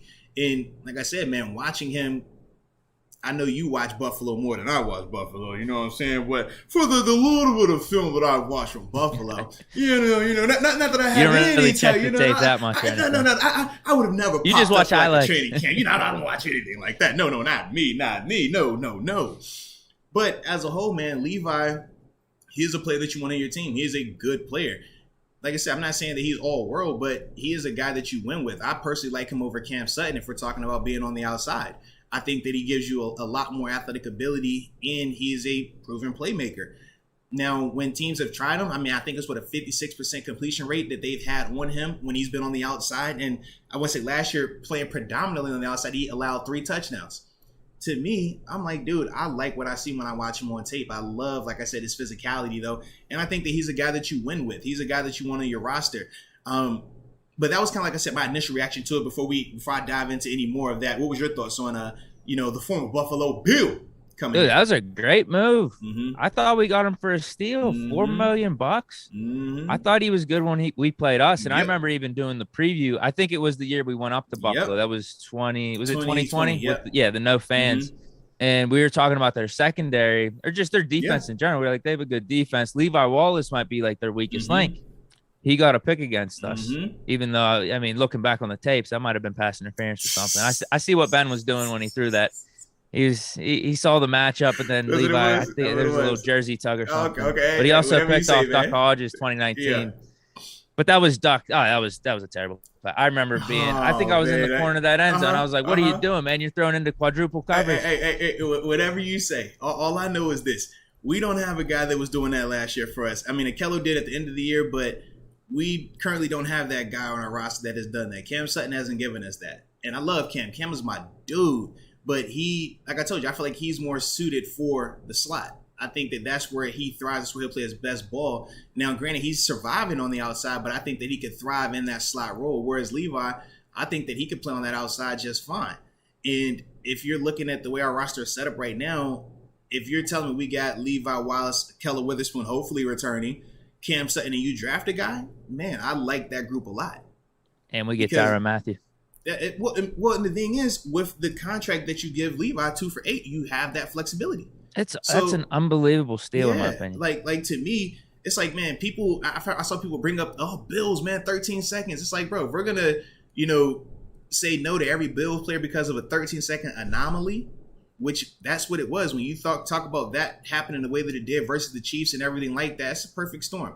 I'm not gonna shy away from a perfect storm I'm not gonna shy away from a player because of a perfect storm scenario happening. If that's the case, then why are we so optimistic about Mason, Mitch, or Haskins if we're gonna do that? And that's kind of like my sentiment. That's why I always laugh when I see people bring up a negative about this player, but then we'll like talk this player. I'm like, bro, you realize you saying like the same? Like, all right, but either way, I digress. But yeah, Levi's a guy, man, that you went with. Levi's a guy that is going to help this secondary out in a big time way. He's a veteran player that has been in some big postseason games. He's used to that spotlight. He's used to playing in big moments. Like I said, whether it was at Alabama or in Buffalo, man. And that helps because what did we say? We need veterans. We need guys that are used to that because it's going to elevate those around them. Him being in that meeting room is going to help the younger DBs out. Him being out there on that field, he's going to practice a certain way. Guys are going to see his work ethic, and they're going to respond to that and respect that, and ultimately step their game up as well. And that's the thing, like I said, I really like about Levi right here, man. Hopefully, this wasn't Witherspoon's money. Mm-hmm. That's what I'm hoping, man. Because to see that both. number, because I was like to see that number, I was like, man, we could get a Kello. I like that. 2-8, 2 for 10, like that range, 2 for 11, even 2 for 12. But that's what Akello's going for, to have both. That'd be great. That's what I'm saying. I know it's not Stephon Gilmore, but I think Levi Wallace has really started for a cornerback 2. Like that's exactly what we would need. Like Levi Wallace, we already know, solid cornerback 2. Mm-hmm. Akello, we're hoping can grow into the lockdown cornerback 1. Right. And he showed those flashes last year. Right. And you still got Cam Sutton, who's a proven veteran, who's a good player in his own right, but now you bump him back into the slot. And that takes a lot more pressure off of him, and he becomes a way better version than what we saw last year. To me, you win with that, and you still draft, whether it's a Sauce Gardner or any of these other corners that we might potentially be wanting early or in the second round. You do that as well, and now this defense is really intact. Now you're looking and you're saying, dude, we got some action over here. That's what I don't know what we're doing on this Schobert deal. It's time to make a move with him. And then sign Miles Jack, sign Bobby Wagner, someone. Yeah. There's an easy replacement you could make right here. Yep. Like, what are we doing holding on to Schobert? Let's get this cap space. I don't get it, man. Talk to Miles Jack. I say, because the only thing I can think of is if they're talking to Miles and Miles just doesn't have that same interest to come here. That's the only thing I can think of, because obviously we always talk about it in the sense of, hey, man, if we make an offer, that guy come. That's not always the case, right? Some teams or some players, they say, man, I don't want to go there. I'd rather go to this place instead. Or, hey, man, they're going to pay me more money than what you guys are offering. All of that, comes into context when you're talking free agency here. But to me, man, Miles Jack is definitely a dude that you want. He helps you. He upgrades you. He's your best inside linebacker if he's on our team right now. Yeah. Yeah. Anything else with Wallace or any of these other guys? Well, just the fact that, got another Buffalo Bill on the squad now, Just keep adding them up, man. It's helping itself. Man, we're probably gonna have a Bills starting quarterback and a Bills starting corner all of a sudden, man. Here we go, Steelers. Here we go. But You want me to get in these super chats then? Yeah, let's get those, because that's what 7:30. Oh man, we beautiful on time too, man. Yeah. I got some of these screenshotted up, so just let me know if. Okay. I'll let you know where I'm at, but I think I'm good for at least the first few here. It should be at R Barley. Yep, R Barley 18. R Barley 18. Spillane is drizzling. It's why do we prioritize bringing guys like him back on day 2? No one would want him. Why not look for some real help?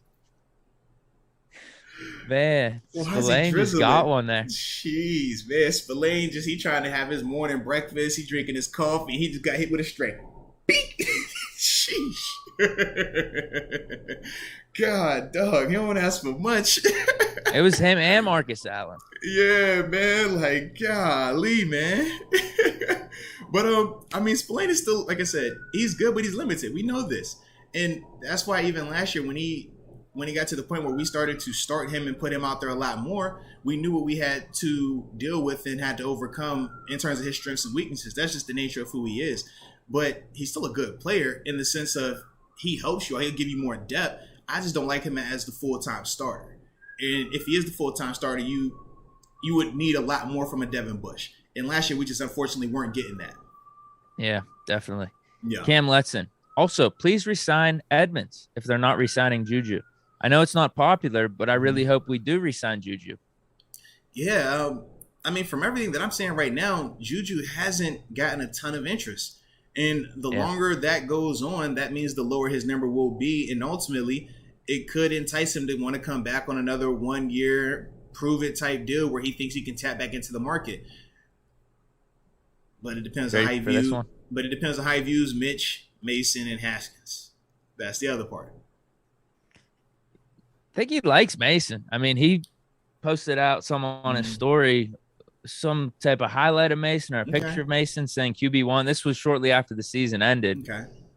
So I think he has some type of affinity for Mason. I want to ask you this, though. So you remember last year the reports where he turned down Patrick Mahomes, he turned down Lamar Jackson to come back and play with Ben. Do you think he would turn down Lamar Jackson and Pat Mahomes to come and play with Mason? If that was the same scenario a year ago, and Mason was the quarterback, do you think he would have done that then? So we're saying Kansas City is interested in him, giving him a similar contract this year. The scenario from last year, if the scenario last year was this year, but with Mason Rudolph or Mitch Trubisky or Dwayne Haskins as the quarterback, do you think that he still says, you know what, I choose Mason over those guys? I don't think the quarterback's the difference maker. The difference maker would just be wanting to be back with the Steelers. So no to the quarterback, but just saying, hey, I want to be back with the Steelers. Fair enough. Maybe there's some type of relation. I don't know how he is as a guy either. I don't know if he values just prior relationships or what type of relationship he has with the people in house too. Fair enough.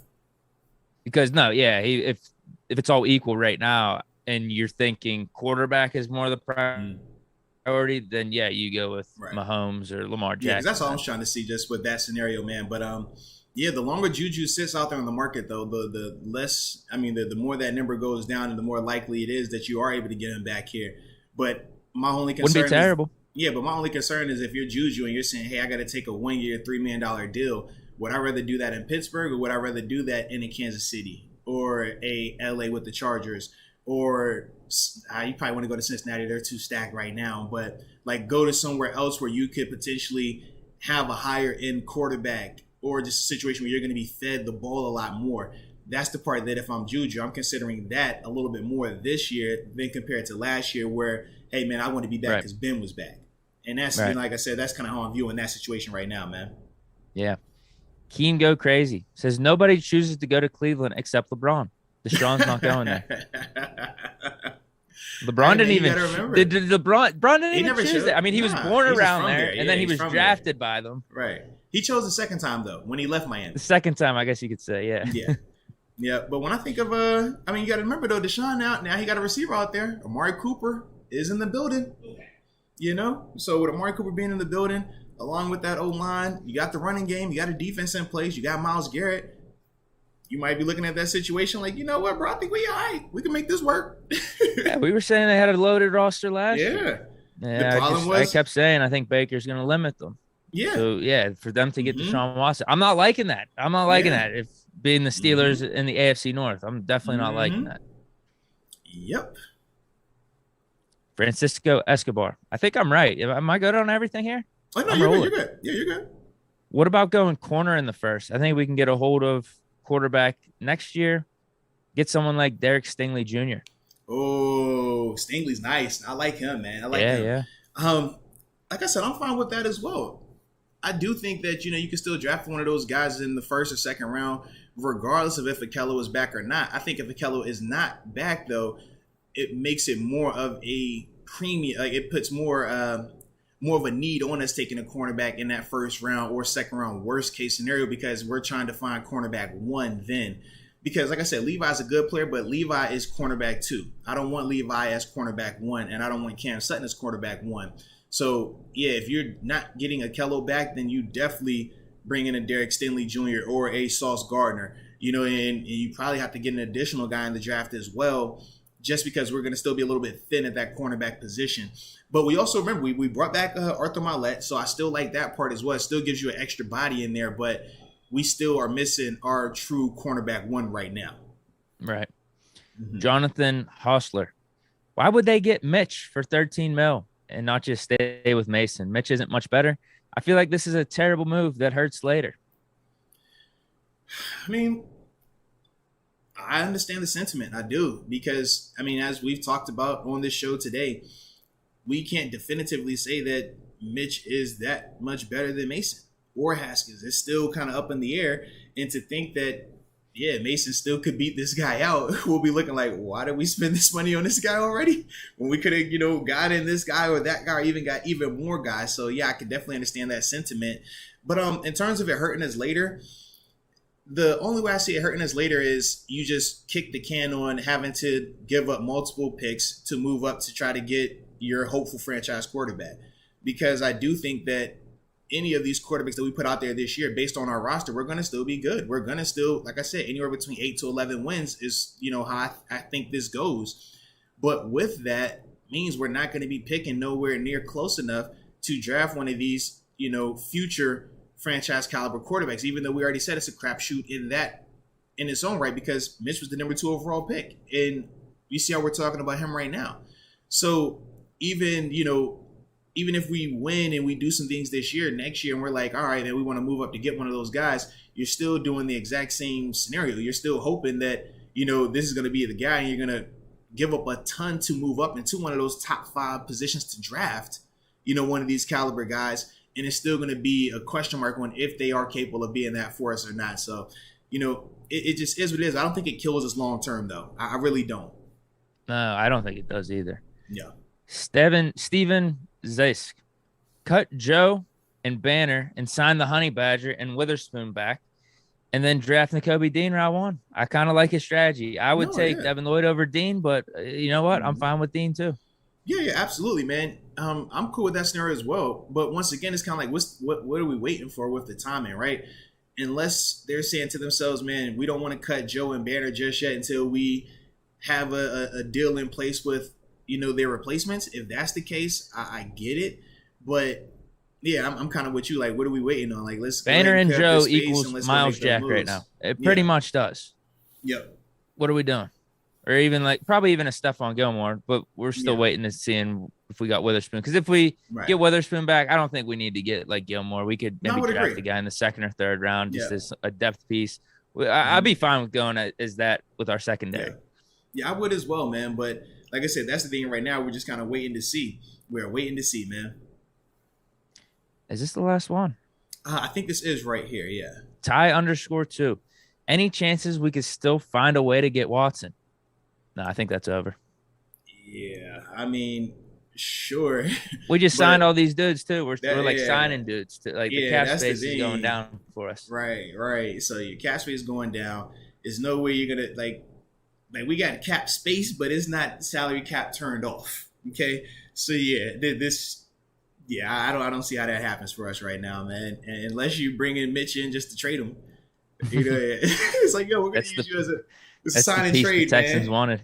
Yeah. We did a sign and trade here, man. A little NBA action. Outside of that, man, I just don't see it happening personally, man.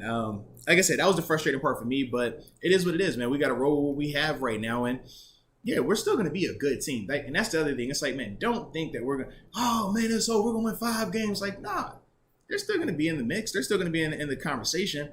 But we know when it is time for those marquee matchups deep in the postseason, that is where those guys typically falter. And that's why they aren't already proven franchise caliber quarterbacks. That's one of the things that you got to deal with that, man.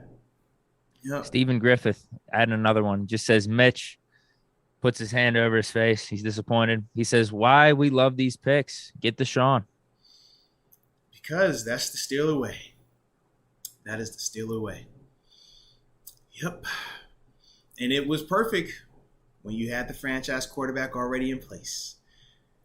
But now we're going to get to see what it looks like on this go around. So it is what it is, man.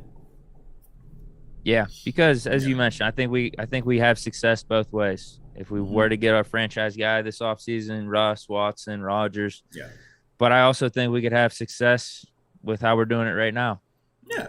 And like I said, we're still going to be a good team. It's just, what do we view as success? Because I don't think a lot of us were happy with just getting into the wild card rounds. But for some people, that might be viewed as success. And if that is, then great, we're fine. But if we're talking about AFC championships or Super Bowls, then I don't think people are going to be fine with that. And, that's kind of why I was kind of torn with this situation of, well, what is our expectation? What is our standard? What, how do we feel going forward with the messaging? And that's why I said at the beginning of this thing, it just gave me a little bit of clarity in terms of my perspective. Don't view this team as Super Bowl caliber. View this team as best case scenario 49ers and hope for the best. Like, that's what I'm looking at them as right now. But at the same time, I don't put too much stock in it because I know a lot has to go right for that to even happen. So yeah. Hey man, keep loading up this defense, and Trubisky takes the step. That's what we need. Yep. Sounds great. We got anything else here? Trying to think. I think that. Oh, the last thing I was going to say, man, just in terms of before we get up out of here, drafting wise now, do you feel like we have to be locked into any position right now, or what are your thoughts on that as we kind of review the current draft situation with, all these new additions that we just made? Right now, as we sit right now, so it's linebacker.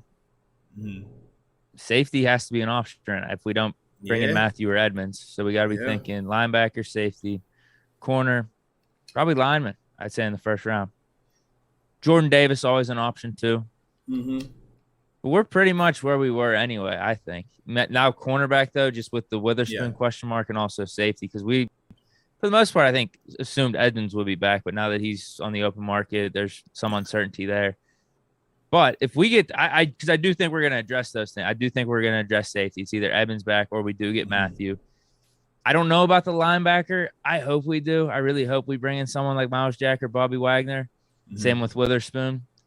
That would be awesome because then you're almost playing with house money at that point. You could bring in the center. You could bring in Lindenbaum. But if we get like a Devin Lloyd and pair him with Miles Jack, which I doubt because I think we're going to give Devin Bush the benefit of the doubt the more I'm thinking about it. Yeah. But I think it's pretty much every position we talked about except quarterback now. Okay. I would agree, man. I would agree. We're going to get this a little bit more information because, like I said, I think we got one or two more bigger pieces that we're going to do. And then after that, I think we can hone into it a lot more because, like I said, I could see them drafting a center. I could see them wanting to go that route. I could definitely see them looking at corner. For me, I'll probably lean more corner right now just because we still don't have that, like, cornerback one just yet. I think the O-line, even if it is currently what it is right now, you can still win with that and it'd be fine. I think even at inside linebacker, you still have Devin Bush, who they're going to still be high on, and they still think that they can develop him and get him to tap into some of that potential before the ACL. And that might be why they're still a little bit, holding on to the Joe Schobert situation right now. Even at safety, you got Minkah Fitzpatrick, and you feel like, okay, we, could maybe get a lower end guy to pair with him or a mid-tier draft pick to pair with him. But corner is that one position that it matters. And it matters in a big way. And if you don't have, cornerback one out there, you could be in some trouble. Even with our pass rush being what it is, you're going to need a guy that can be out there to match up with some of these marquee receivers, and especially in our division right now. You know what Cincinnati has in terms of Jamar Chase and company. Now Amari Cooper is with the Cleveland Browns. Those two teams just in themselves, you see them twice a year. You don't want to be out there without having a legit cornerback to match up with that. Then when I think about Baltimore, depending on how, Rashad Bateman continues to develop and whatever moves they're going to make between the draft and free agency, you're just looking at it like, man, we're going to need a corner. We're going to need a bona fide guy that can match up with these guys and make us feel confident, and allow TJ and Cam and Alex to win, give them time to win. So that to me is, like I said, the thing that I think that we will go corner first, but we're going to find out, like I said, as today progresses and the rest of this week progresses, just depending on who else we pick up and things like that, man. Yeah. That was a good show, though. No, absolutely, man. And dude, y'all were crazy in the chat, man. Big time shout out to everybody here, man, that was rocking with us on this show. Continue to get those likes up, man. I see we're flirting right around 400 likes, man. This has been a dope vibe, man. But let's keep those likes going, man. So that way everybody can keep getting this content and we can keep making this family bigger and better, baby. All right. So with that being said, man, always a blast kicking it with you, Deke. No doubt, dude. And we're going to continue to vibe out. Shout out to everybody that was with us today. And we appreciate your support. And until next time, baby. Peace.